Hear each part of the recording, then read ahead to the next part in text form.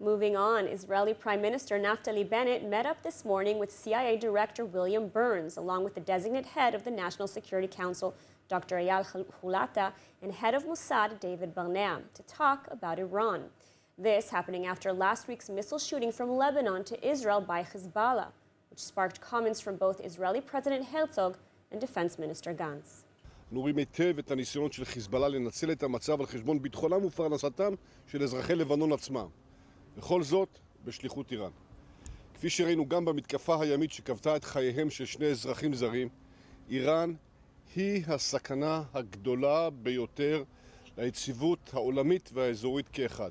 רק בסוף השבוע האחרון ראינו שוב את הפעילות של איראן ושלוחותיה בגבול הצפון. אם מישהו חושב שהוא יכול לאיים עלינו, הוא טועה טעות מרה. In addition, a joint drill between the Israeli and the U.S. Air Force just finished yesterday, with both countries signaling to Arab countries in the area of an impending new alliance.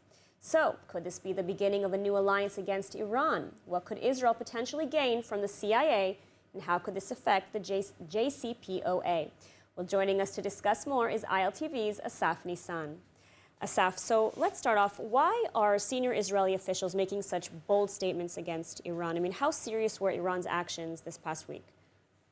Iran's actions the past few weeks, Lidar, we've seen the missiles from the north, we've seen a lot of infiltration, we've seen all kinds of actions and a lot of strife against Israel that was done before. But even now, especially with Lebanon's economical and financial and every single crisis that's happening in the country, this is not surprising for us that Hezbollah is taking the opportunity to try to attack Israel. Now, of course, this is the reason we're giving such bold statements. Gantz is telling them that they cannot allow the country to go down south and go with Hezbollah and turn it into officially another proxy for Iran. Now, I want to turn for a second to the CIA. I mean, what will Israel potentially gain from a deeper cooperation with the CIA? And, I mean, does this bode well with the Biden's administration's desire to go back to the nuclear negotiations? So what I'm seeing from what's been given out so far, according to Channel 12, we've seen that the cooperation also has given Israel the chance to warn Iran, to warn the CIA that we're dealing with a new and crazy and mentally deranged leader. As they're saying, Ibrahim is considered mentally unstable. But furthermore, we're going to see a lot of intelligence cooperation that's been done for the past 30 to 40 years even, and it doesn't even change. It's just going to continue. So it's just going to continue and it's ongoing. Now, let's talk about this joint drill that we saw. I mean, is this a signal to more moderate Arab countries in the region that there's a new alliance against Iran? Is that what the intent?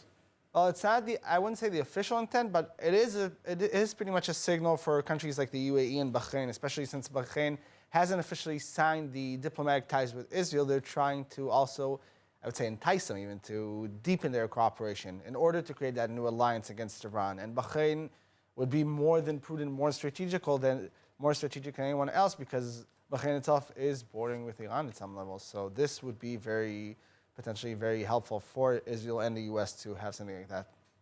All right, Asaf Nissan, thank you so much for taking the time to speak with us today. Thank you so much.